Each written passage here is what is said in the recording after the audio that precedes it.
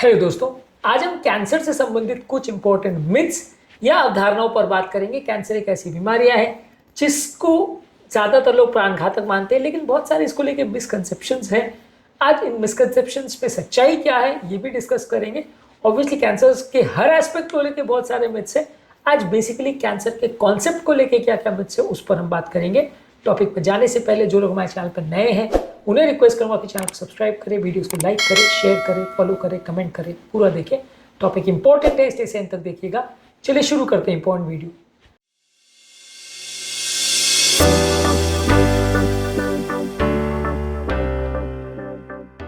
सबसे पहला कुछ लोग के मन में यह धारणा है कि कैंसर हमेशा प्राणघातक होता है। ये सही नहीं है। कैंसर हर केस में प्राणघातक नहीं है, हाँ, लेकिन सिग्निफिकेंट नंबर ऑफ पेशेंट्स जिनको कैंसर एडवांस स्टेज पे पहुंच जाती है उनकी जान जरूर जाती है। लेकिन फिर भी काफ़ी तरह के कैंसर अगर खासकर जल्दी डिटेक्ट कर लिया जाए तो ज़्यादातर लोग को बचाया जा सकता है। लेकिन हाँ, अगर लेट स्टेज में डिटेक्ट किया जाए तो सर्वाइवल रेट्स उतने अच्छे नहीं हैं। तो कैंसर के सर्वाइवल रेट कई फैक्टर्स पर डिपेंड करते हैं कि पेशेंट की ओवरऑल कंडीशन कैसी है, ओवरऑल कौन से टाइप का कैंसर है और कौन से स्टेज में डिटेक्ट हुआ, कितना फैल चुका था उस टाइम पर। ये सारी चीज़ों पर कैंसर का ओवरऑल सर्वाइवल डिपेंड करता है। हर व्यक्ति की मृत्यु हो ही जाए ऐसा जरूरी नहीं है। कुछ लोग को ऐसा लगता है कि कैंसर कंटेजियस है, एक व्यक्ति से दूसरे व्यक्ति को फैल सकता है। ये पूरी तरह से गलत है। कुछ जो वायरस रिलेटेड कैंसर्स होते हैं जैसे हेपेटाइटिस या पैपिलोमा वायरस, इनसे रिलेटेड जो कैंसर होते हैं इसमें वायरस कम्युनिकेट हो सकता है लेकिन कैंसर कम्युनिकेट नहीं होता। वायरस दूसरे के व्यक्ति में बॉडी में जाके कैंसर प्रोड्यूस कर सकता है लेकिन अपने आप में कैंसर एक व्यक्ति से दूसरे में चला जाए ये पॉसिबल नहीं। इन लोगों के साथ खाना खाने में, लाइफ शेयर करने में या इवन सेक्सुअल रिलेशन रखने में भी कोई कैंसर के स्प्रेड होने का चांस नहीं होता। हाँ, कैंसर से रिलेटेड वायरस जरूर स्प्रेड हो सकता है। कुछ लोगों को ऐसा लगता है कि शुगर ज़्यादा खाते हैं तो उससे कैंसर होता है। ऐसा कोई ज़रूरी नहीं है। कुछ इंपॉर्टेंट डाइटरी चेंजेस ज़रूर कैंसर में बोला जाता है। कैंसर वाले पेशेंट को थोड़ा ब्लैंड डाइट और थोड़ा सा प्रोसेस फूड वगैरह कम खाना चाहिए, ऑयली जंक फूड कम खाना चाहिए, ये सब बोला जाता है। लेकिन शुगर खाने से कैंसर बढ़ जाता है और शुगर कम कर देने से कैंसर कम हो जाएगा, इसके लिए अभी तक बहुत ज़्यादा एविडेंस नहीं है।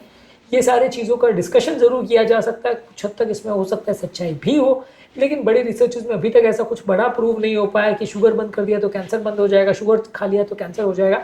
ऐसा नहीं है। हाँ, इन्फ्लेमेशन और इंसुलिन ग्रोथ फैक्टर से कैंसर के बढ़ने का चांस डेफिनेटली बढ़ता है, लेकिन शुगर से डायरेक्टली वो रिलेटेड है ऐसा नहीं। वो ज़्यादा शुगर से रिलेटेड जो बॉडी में इंसुलिन बनता है उससे ज़्यादा रिलेटेड है। कुछ लोगों को ऐसा लगता है कि कैंसर के ट्रीटमेंट जो है वो कैंसर से भी ज़्यादा डेंजरस है, इसलिए ट्रीटमेंट नहीं कराना चाहिए। लेकिन कैंसर के ट्रीटमेंट के सिग्निफिकेंट साइड इफेक्ट्स हैं, उसको मैनेज भी किया जा सकता है और पेशेंट की क्वालिटी ऑफ लाइफ और ओवरऑल कंडीशन को इंप्रूव किया जा सकता है। एज ऑफ नाउ कैंसर की जो मेडिसिन और थेरेपी है वो सिग्निफिकेंटली टॉक्सिक जरूर है, लेकिन हाँ, कैंसर जितने टॉक्सिक नहीं है।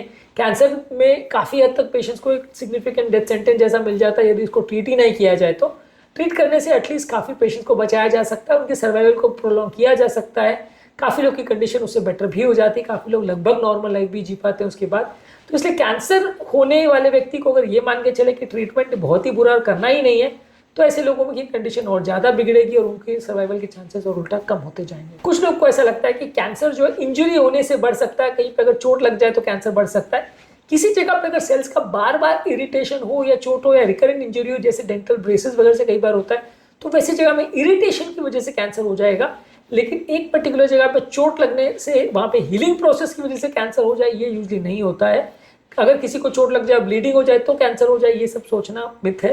ये डेफिनेटली कुछ इसमें सच नहीं है। हाँ, कई और कारण होते हैं जिससे लोगों को कैंसर होते हैं, पर चोट लगना या घाव में से कैंसर निकल जाएगा ऐसा कोई सोचना गलत है। इस तरह का कोई मिथ को पालना गलत है। कुछ लोगों को ऐसा लगता है कि जिन लोग को फैमिली हिस्ट्री कैंसर की सिर्फ उन्हीं को कैंसर होगा। फैमिली हिस्ट्री होने वाले लोग को कैंसर होने का चांस डेफिनेटली थोड़ा ज़्यादा ज़रूर होता है, लेकिन सिर्फ उन्हीं को कैंसर होगा और जिस लोग को कैंसर की फैमिली हिस्ट्री नहीं उनको कभी कैंसर नहीं होगा, ये सोचना गलत है, क्योंकि ऐसा नहीं होता है। जिनकी फैमिली हिस्ट्री होती है उनको जेनेटिक म्यूटेशंस होने का चांस ज़्यादा होता है जिससे कैंसर का डेफिनेटली बढ़ता है। पर हर व्यक्ति जिसको फैमिली हिस्ट्री सबको कैंसर हो जाएगा और जिसको फैमिली हिस्ट्री नहीं है उसको कभी कैंसर नहीं होगा, ये पूरी तरह से गलत है। बाकी और बीमारियों में जिस तरह से जेनेटिक फैक्टर होने से रिस्क बढ़ता है उसी तरह से कैंसर में भी रिस्क बढ़ता है, पर ये कंपल्सिवली सिर्फ उन्हीं को होता है ऐसा कोई जरूरी नहीं है। कुछ लोग को ऐसा लगता है कि हर्बल रेमेडीज या ऑल्टरनेटिव थेरेपी से कैंसर क्योर किया जा सकता है।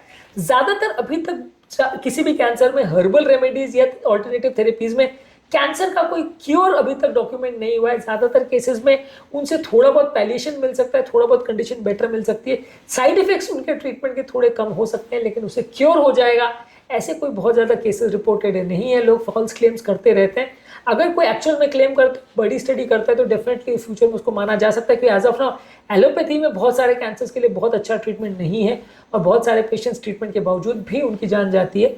लेकिन ऑल्टरनेटिव थेरेपी में भी उसका कोई क्लियर कट सोल्यूशन नहीं है और इसमें गलत चक्करों में फंसने का और बेवकूफ़ बनने का चांस बहुत ज़्यादा हो जाता है जब हम इनके चक्कर में पड़ते हैं। तो अगर कोई क्लियर कट अच्छे रिजल्ट दे रहा है तो आप डेफिनेटली उसको ट्राई करिए, लेकिन ऐसे लोग बहुत कम होते हैं और ज़्यादातर इस तरह में आप गलत चक्करों में पड़ के अपना टाइम और पैसा और अपने ट्रीटमेंट को कॉम्प्रोमाइज़ ही करते हैं और जो थोड़े बहुत बचने की चांसेस होती है वो बिगड़ जाती है। इसके अलावा लोगों को लगता है कि कैंसर पेन करता है। कैंसर जब कोई नर्व को इन्वॉल्वमेंट करता है या उसको इरिटेट करता है तो किसी किसी लोगों में पेन होता है, पर बहुत सारे कैंसर में कंप्लीटली पेशेंट को कोई पेन ना हो, ऐसा भी हो सकता है। कैंसर जो है कोई स्पेसिफिक नर्व को कंप्रेस करता है या उसको कट कर देता है या वहाँ सेल्स ने उसको इरिटेट किया तो उस पर्टिकुलर केस में पेन होगा। अलग अलग स्टेजेस में किसी को कम ज़्यादा पेन हो सकता है, पर ज़्यादातर कैंसर अपने आप में पेनलेस होते हैं। कैंसर के ग्रोथ प्रोसेस में ज़्यादातर पेन लोगों को नहीं होता है। इनफैक्ट बहुत एडवांस स्टेज के कैंसर में भी लोगों को दूसरे सिम्टम ज़्यादा देखने को मिलते हैं, लेकिन पेन यूजुअली नहीं होता है। इसके अलावा लोगों को ऐसा लगता है कि हर गठान जो चेहरे में हो रही है सबको कैंसर होता है। ज़्यादातर गठाने जो है वो किसी सिस्ट की वजह से हो सकते हैं, किसी इन्फेक्शन की वजह से हो सकते हैं। ट्यूमर भी अगर हो सकता है तो वो भी कैंसर बन जाए, ऐसा ज़रूरी नहीं है। ट्यूमर और कैंसर में क्या फ़र्क होता है वो हमने अलग वीडियोज़ में डिस्कस किया, लेकिन हर शरीर में होने वाली गठान कैंसर की ही होती है ऐसा ज़रूरी नहीं है। बहुत सारे दूसरे कारण भी हो सकते हैं। हाँ, लेकिन किसी भी गठान को इग्नोर करना गलत है। उसकी प्रॉपर विस्तृत जांच होनी चाहिए ताकि आप पकड़ सको कि उसमें कैंसर है या नहीं, और यदि मिले तो फिर उसको अग्रेसिवली आपको ट्रीट करना पड़ेगा। इसके अलावा कुछ लोग को ऐसा लगता है कि यदि आप केमिकल्स या डिओड्रेंट्स या फेस क्रीम्स का प्रयोग करते तो इससे कैंसर बनता है। डेफिनेटली कोई भी तरह का केमिकल बहुत ज़्यादा यूज़ करने से कैंसर का रिस्क कुछ हद तक बढ़ने का चांस है। कुछ लोग ऐसी बात करते हैं कि डिओड्रेंट ज़्यादा यूज़ करने वाले लोगों को ब्रेस्ट कैंसर हो जाता है। ये सारी चीज़ों में केमिकल्स के यूज़ से थोड़ा रिस्क बढ़ता ज़रूर है, लेकिन ये व्यक्ति को जो डिओड्रेंट यूज़ करता है उसको कैंसर हो ही जाएगा ऐसा किसी बड़ी स्टडी में कभी प्रूव नहीं हुआ है। उसको यूज़ करने से आपको थोड़ा बहुत नुकसान हो सकता है अगर ख़राब कोई केमिकल यूज़ किया गया हो या ऐसी कंपनी ने बनाया हो जिसका केमिकल्स पर कंट्रोल या जो चॉइस ऑफ केमिकल्स है वो ख़राब है। पर हर व्यक्ति जो डिओड्रेंट या एंटीपर्स्पिरेंट यूज़ करेगा सबको ब्रेस्ट कैंसर हो जाएगा या स्किन कैंसर हो जाएगा, ऐसा कोई अभी तक प्रूव नहीं हुआ है। डेफिनेटली उससे रिस्क थोड़ा बढ़ सकता है ख़राब केमिकल से, पर लेकिन इस कारण से आप सारे डिओड्रेंट या केमिकल्स को यूज़ करना छोड़ दोगे ऐसा अभी तक कोई प्रूफ नहीं है और ऐसा करना कोई साइंटिफिकली जस्टिफाइड नहीं है। आज के टॉपिक में कैंसर के संबंधित कुछ इंपॉर्टेंट और कॉमन मिथ्स पर हमने बात करी। इसके अलावा भी कैंसर से संबंधित अलग अलग एस्पेक्ट्स पर बहुत सारे मिथ्स हैं, इनको हम अलग अलग वीडियोस में डिस्कस करेंगे।